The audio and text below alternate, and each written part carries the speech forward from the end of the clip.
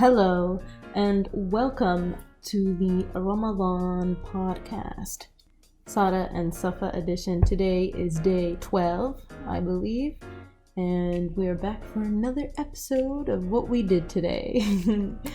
So, what did you do today, Sada? I struggled. Struggled? Struggled. Didn't you have an exam today? I have a take home that's due on Thursday at 5 p.m. So I was working on it today, but I didn't get anywhere into it because it makes no sense. How long is it? It's 5 questions. Okay, you say 5 questions, but there's A, B, C. Yeah. And there's no, it just doesn't even make sense. You know that Thomas Sanders Vine where it's you only have 3 questions on the homework and they all have 27 parts, and he's like, oh. I think I don't have any 27 parts. It's yeah. A, B, C. Yeah. Yeah. I don't have take-home exams. I have 3-hour exams.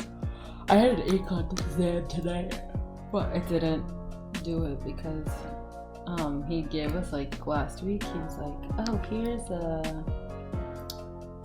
I put a thing in Blackboard for you all where your grade is 0, but if you got a 0 on the final, that would be your grade, and if you have above a 93, you don't have to take the final." And I had a 95, so I'm not taking the final.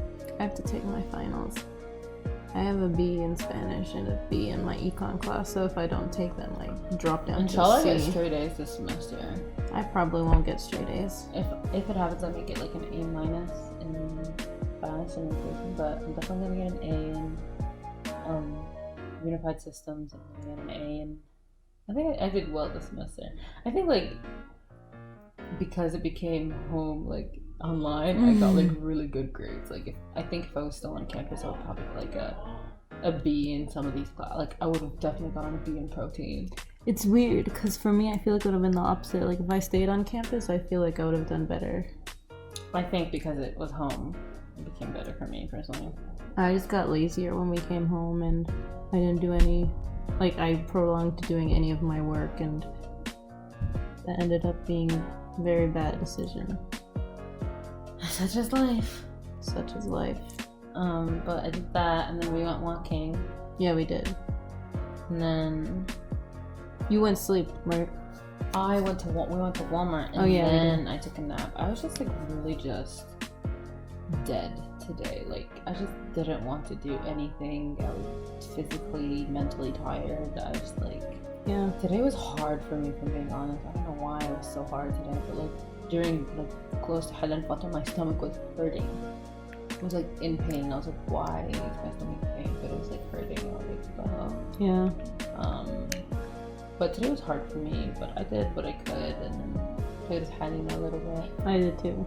Did you know she was the downward dog in yoga? She's been doing it a lot lately. A lot, yeah. And so she did it today, but she held it for a minute straight. I was I thought but she wouldn't move. She would just stay downward dog with her head on the floor because her arms aren't big enough. I was are you okay? I think I had to look at her face to see if she was moving or breathing. Because from up, if you look at her from the top, it looks like a doll.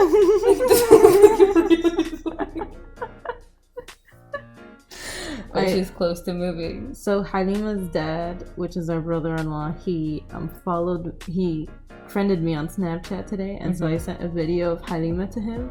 He's like, "Oh, mashallah, she's growing so much." I was like, "Yep, that's what happens." I think that's what I'm gonna do for him.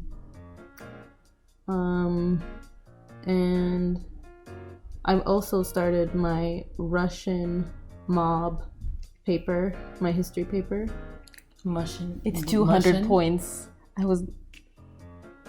I have to do this. It's 200 points, and if I don't do it, I will get a C in this class. So I'm going to do it. I got an A- in history 105. If you get a C, you'll be the laughing stock for an entire generation. No, I think I can do it. It was because I haven't spent much time reading about it. I would just every time I would do part of the assignment that led up to me doing the final research paper, I would do it like quickly in a rush because of all my other classes, and I was like, this isn't important right now, and now it's the end of the semester, and so like I have all my sources and I have like everything that I need. I just need to like boggle down and write it.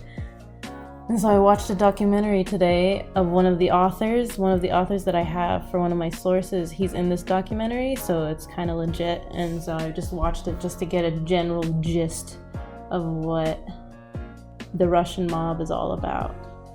And it turns out there was a Russian mob even before the Soviet Union fell.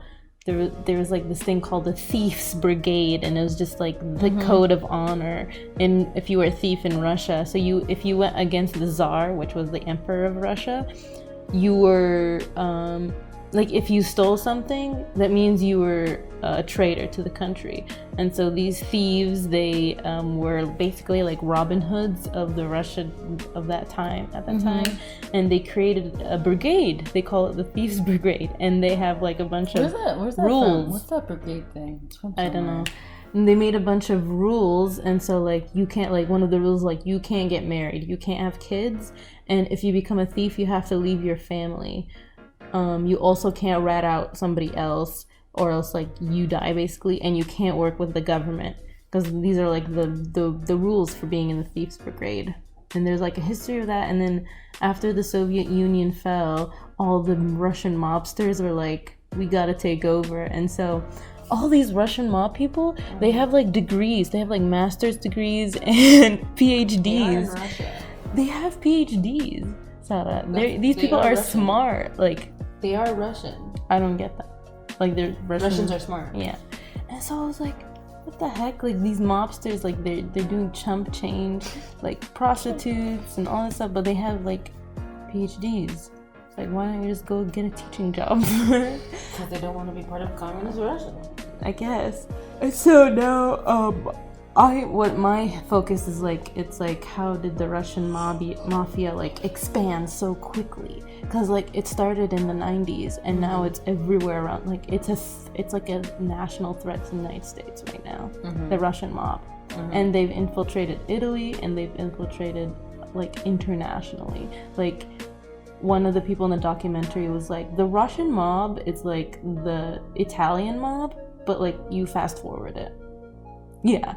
Fast, I'm guessing. Yeah, so the problem with like the Italian mob and like the Cambodian, no, not Cambodia, the Colombian mob is that they have like a central figure, like a leader, and if that leader gets taken out, the entire system collapses. Yeah. But like with the Russian mob, there's so many like connections and organization to the point where if the leader gets taken down, that doesn't stop the rest of the cog from moving. So that's their strength, you know. They like don't care if their leader gets arrested, because their leader did get arrested.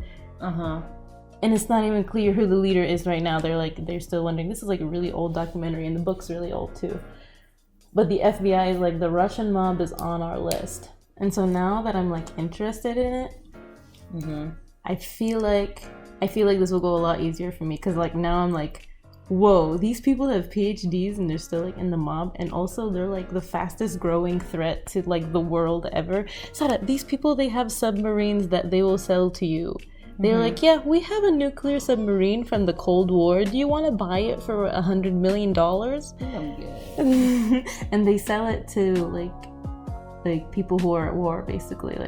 Like this was in the 90s, so they sell it to the people in South America who are fighting all the time, or like the Mexican cartels, or like the Italian mafia. Like they have connections everywhere. That basically the Russian mafia is the cold, like all those weapons from the Cold War that were never used, they're just selling them. That's where they get their money from. Okay. That's the idea I have right now. It might be like now it might be different, but I haven't gotten to now yet. So I'm fascinated. So maybe I'll actually get this done and hand it in by the end of the week. I remember with my History 105 paper about the Yemen, the 1967 Yemen Civil War. Yemeni Civil War? Yeah. Because it was North and South Yemen, right? Or was it East-West? I have no idea. I don't remember any part of the paper, but I remember it being like, really interesting. I think. Interesting. And I was like, my teacher hated my essay. Like, he hated the topic I wanted to do, but I was like, I want to do it. And he's like, okay, if you want to do it, then do it. But I don't like it. And I was like, it doesn't matter what you like. well, and yeah, so that's what I did today. And then we watched that horrible ABC show called The Baker and the Beauty. it's not that bad. It's really cringy though. So are all freaking things ever. Okay, that's really vague. If you couldn't tell by the title, the show is about, instead of Beauty and the Beast, it's like a baker and a beauty, and it's about this baker guy who ends up with this super famous girl, and it's weird. Well, I don't know why you guys want to watch it so bad. I don't know, it's nice. Nice how? I just like it. It's funny. I like the family. Okay, yeah, they're the most interesting part of the show. Hilarious. Oh, and they're like a Spanish, they're like a Mexican family, maybe, I don't know, Guatemalan.